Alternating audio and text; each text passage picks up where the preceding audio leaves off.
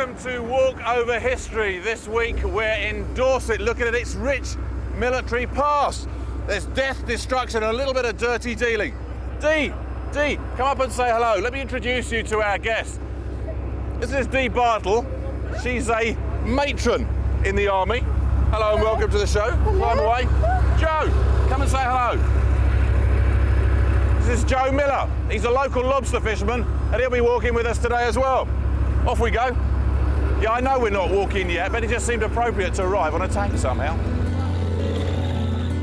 Every week we take some unlikely walkers out into the countryside for a day of historical discovery.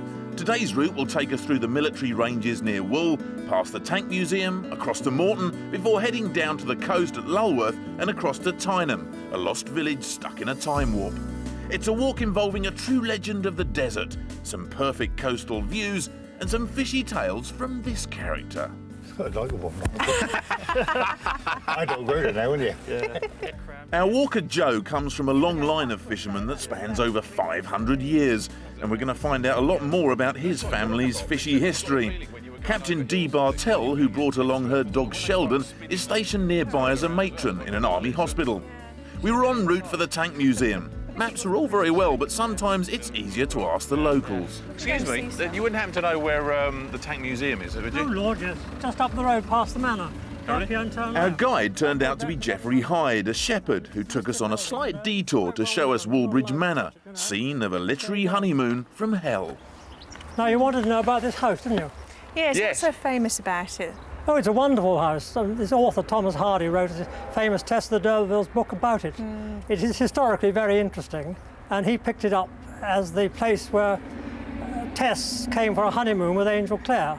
They had met up the valley there at Woodsford, where she was milking, and they got married. And as you know, the story is she'd been raped by a D'Urberville earlier, and she confessed to Angel Clare on the wedding night, and he was such a wet chap.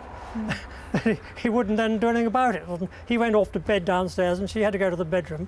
And in his sleep, Angel Clare woke up, had a nightmare, and picked her up in his arms, and she thought, good, this is it, but it wasn't.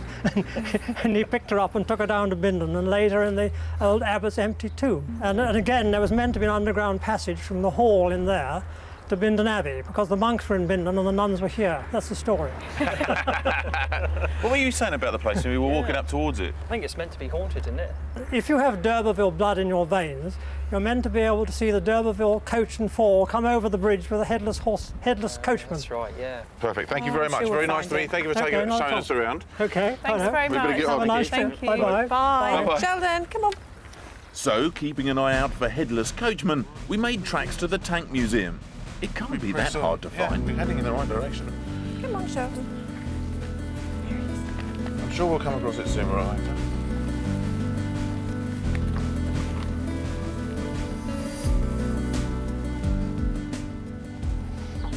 Hello.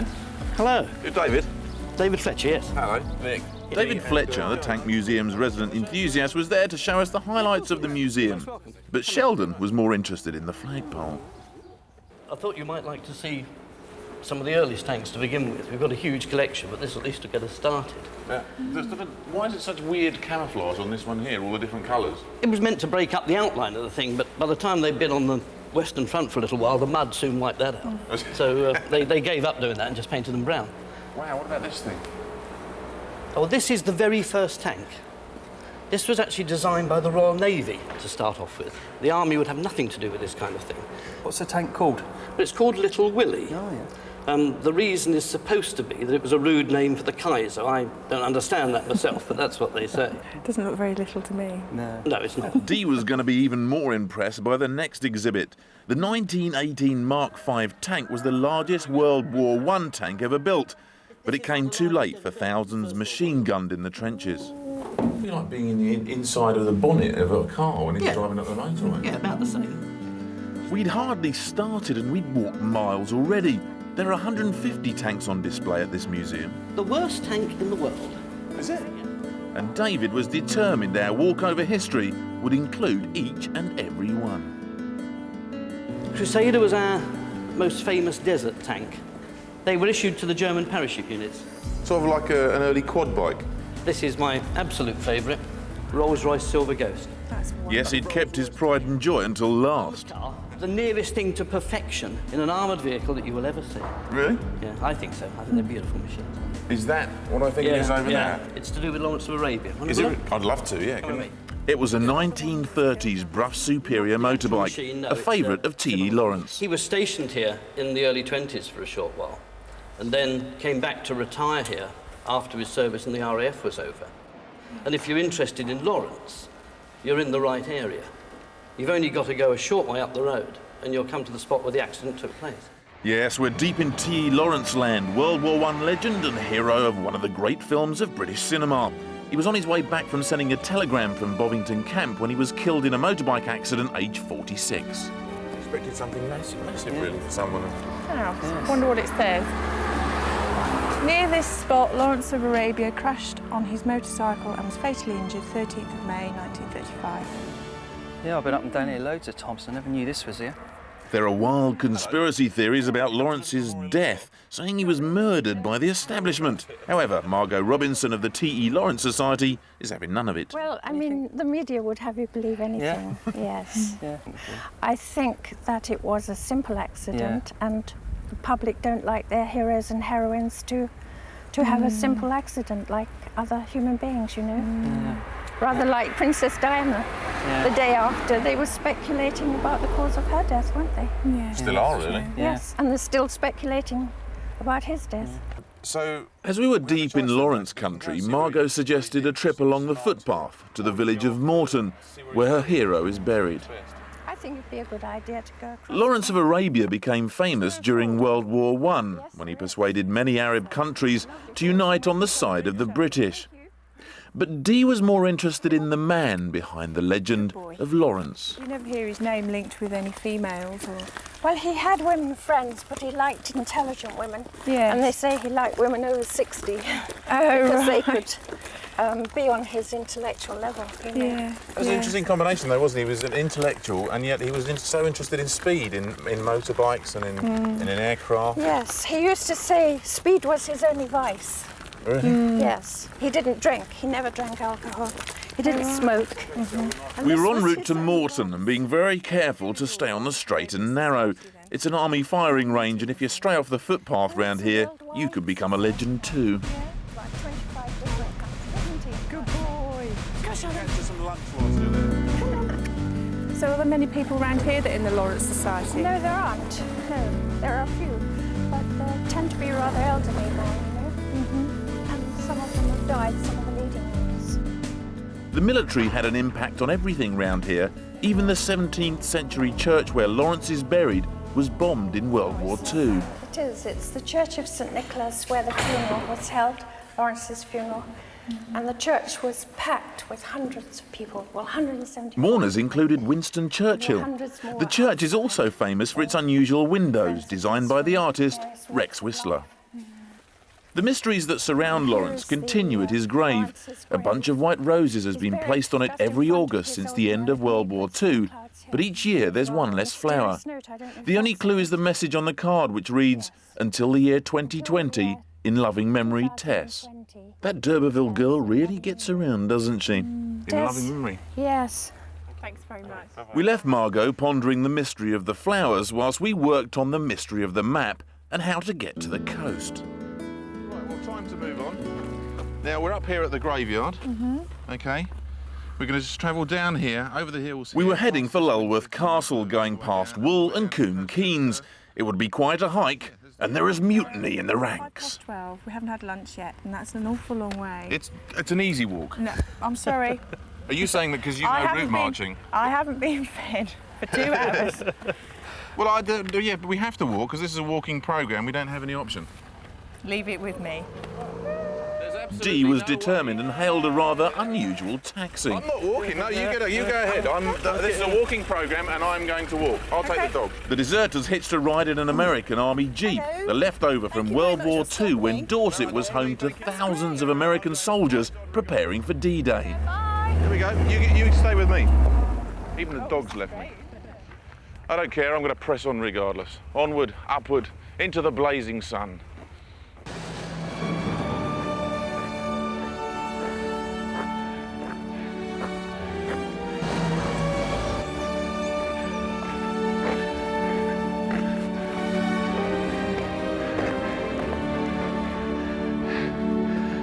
The remorseless sun beating down remorselessly.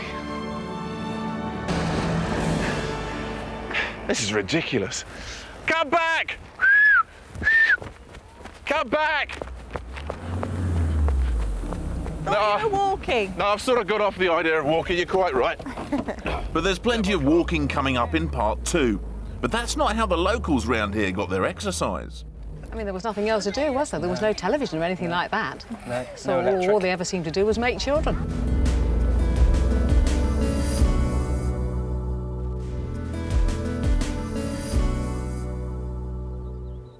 Welcome back to Walk Over History with me, Nick Knowles, Capt Dee Bartell, an army matron and her dog Sheldon, and Joe Miller, who comes from a long line of local fishermen.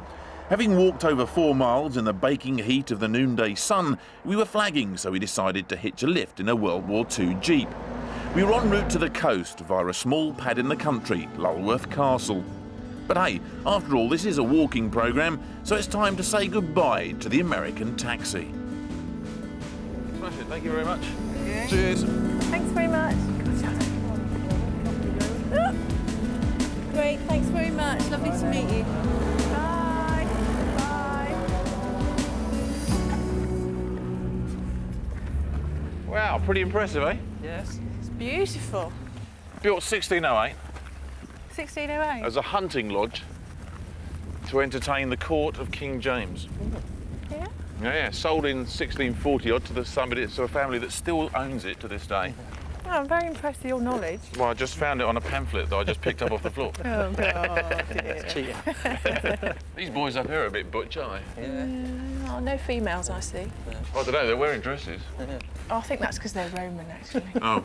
I think you're fine. The castle gave us a bird's eye view over the army ranges that stretched for miles around. For once, we could actually see where we were going. Now we're off to, let's have a look, hang on a second. We're off to, well, we're here and we're coming down to Lulworth, down actually into the cove. We walked the 3 miles to Lulworth Cove, the fishing village where our walker Joe was born and grew up. We're up and down the coast every day in the boat, like, you know, and you don't appreciate a lot of things, you know, but you couldn't live in a better place, really. When Joe was a lad, Lulworth was a hidden gem, but since then, a few thousand others have discovered it. Lulworth and its beautiful scenery is now a mecca for the summer tourist. But things have always been cramped in this cove, and in this cottage, the Doll's House, where we met Sylvia Hawkins. Yeah, it is beautiful, isn't it? Yes, what is it? It's a fisherman's cottage. Yeah, it's a lovely little place. How old is it? Oh, it goes back to 1861. How many people lived in the house? The Well, whole mum and family? dad, 11 children, Yeah. and there was a lodger as well. Yeah, right. But, I mean, there was nothing else to do, was there? There was no television or anything like that. No, So no electric. all they ever seemed to do was make children. A bit rude though, wasn't it? Well, what was rude about it? We're obviously good at it. I mean, they played marbles in between. So, Yeah, is there was nothing else for the man to do. By the time he'd been out fishing, I mean, he couldn't spend much time at home, could he, doing any work or anything? So every time he came home, he just made more children. So he's still as busy in that area these days, Joe. Yeah, it doesn't change, does it? It still goes on. Yeah, never short of crew. No.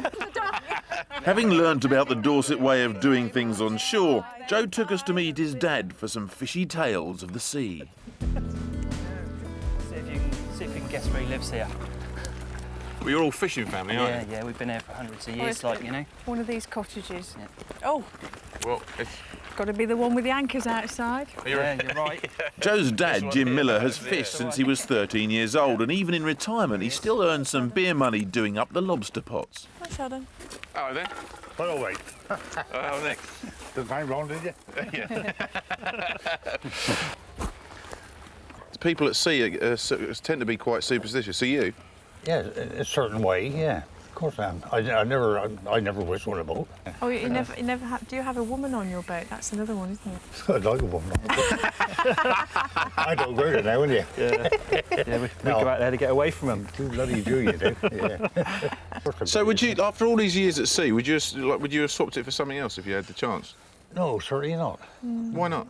Oh, I know. It's a tough old life, isn't it? No, no. Yeah, bloody good life, isn't it? Yeah. So do you eat lobster and crab? Oh, yeah, of course I do. You haven't got fed up with it yet. No, bloody fair I ain't. No. I fished fingers for dinner yesterday. I did. Yeah, I did. The Millers used to live in Tyneham, the village at the end of our walk. But during World War II, they and all the other families were told to leave by the army. The village that the army buggered up. Yeah. They gave them 24 hours to come out. When was this? So 1943. They gave them 24 hours to get out. It's true. And your family was from all up that way, were they? Yeah, well, that's where we originally from. We'd find out the whole story behind the mass eviction at the hands of the military at our final destination. It's an amazing, well, cove really. I mean, it's a perfect harbour, natural harbour, isn't it? It's beautiful. Those rock formations are amazing. Children's been desperate to get off the lead. Go on, go on. He wants to swim, doesn't There he? you go. Shoes off. So where's your boat? Yeah, my boat's set here. This one here, PE 237. That's what I go lobster fishing in. So you used to play it when you were a kid as well? Yeah, we lived down here when we were kids. Like, we had a rowing boat. We were out in the cove.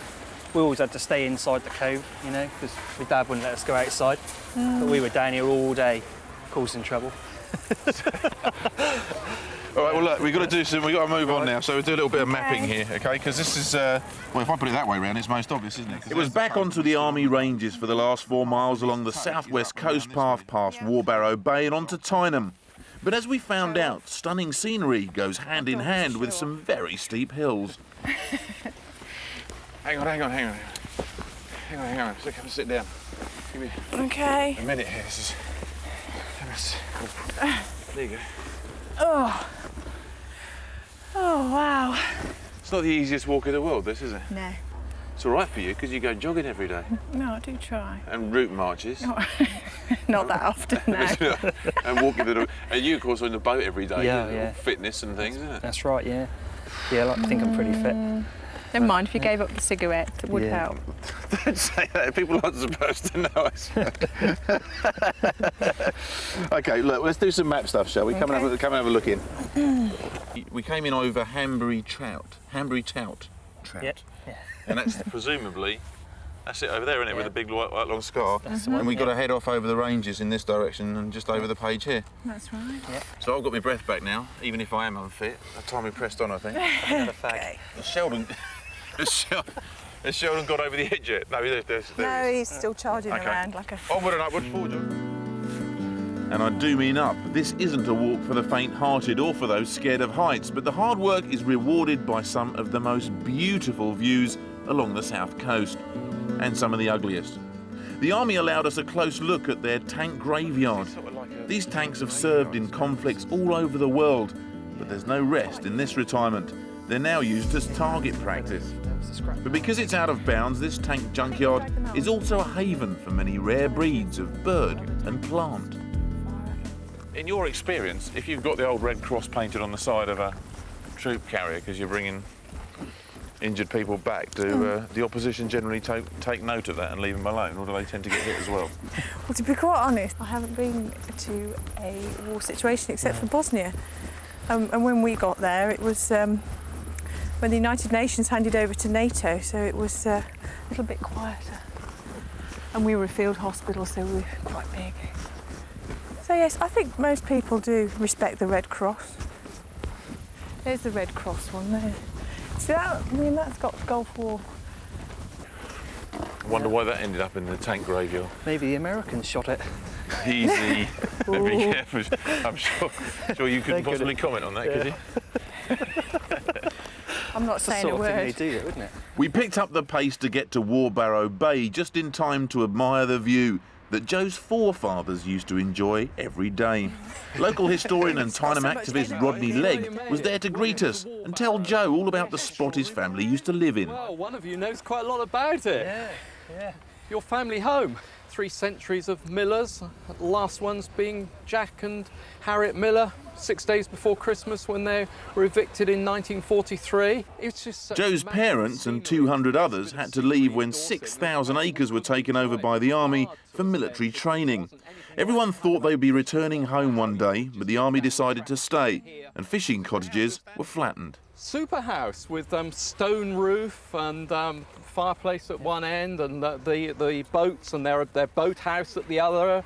There was a whole complex of buildings here. So you staying? Yeah, sure. So from 1943 until 1974, only the military could enjoy the delights of Warbarrow and Tyneham. But Rodney campaigned tirelessly to let the public back in. You can now walk the ranges at weekends, as long as you're careful to avoid the odd unexploded shell.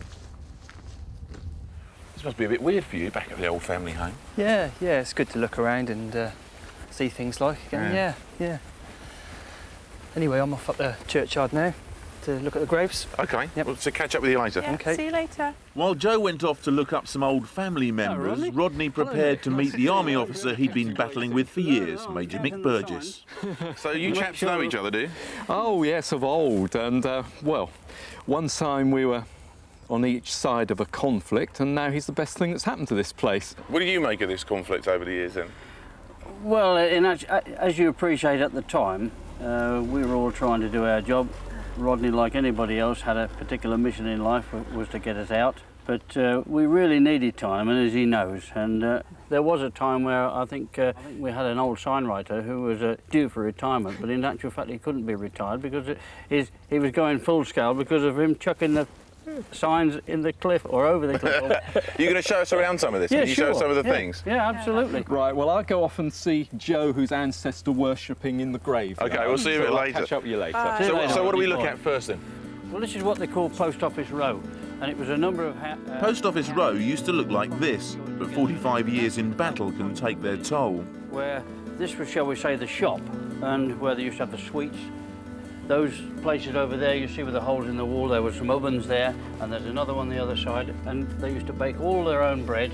So it's a very small community. Oh, there. it was. Yes, I think there was probably about 200, that's all. Yeah. Which is counting the children. They were quite large families in those days. Right. Can we have a look around the rest of the village? Sure. Is that all right? Yes. It's extraordinary though, isn't it? Just like sort of ghost village. Well, we found a whole plot of millers, haven't we? Yes. It must be a bit spooky for you, because this name keeps appearing. Oh, yeah. You see your own name on a gravestone, a whole load of them. So you're recycling the same names. So Yeah. I think we've seen enough here, Rodney, haven't we? Yeah, let's go and find the others. But it's a pity that the village never had a pub, isn't it? That's right. Well, with a little bit of divine intervention, anything's possible. Welcome to the Tyneham Arms. We've handed out a few beers. Thank you very much to our experts here who've helped us out, Mick and Rodney. Cheers. Thanks a lot. Come on through into the lounge bar, where we've got our guests, Dee and Joe. Dee, enjoy the day? Yeah, it was good fun. Yeah? Anything in particular catch your eye during Well, I did like Joe's dad, I have to admit. He made me laugh. He was a I thought character, he was wasn't excellent. Yeah, it was really good fun. And the dog enjoyed himself too? He's absolutely exhausted, as you can see. Yeah, excellent. Yeah, he had a great time. And what about you, Joe? Yeah. My favourite's Warbarrow Bay. I always did like that place. Lovely place down there, yeah. That's smashing. Certainly. Well, that's the end of Walkover History. Actually, hang on a second. I'm missing something. Usual, please. Fabulous. As I say, that's the end of Walkover History. Hope you enjoyed it. I wonder whether we'll get a lock in here tonight. What do you think? Cheers. Cheers. Next week, we're taking a colourful lord and his friend on a walk over history in East Sussex, where we meet the ghosts of Norman warriors of 1066 and a famous Georgian eccentric.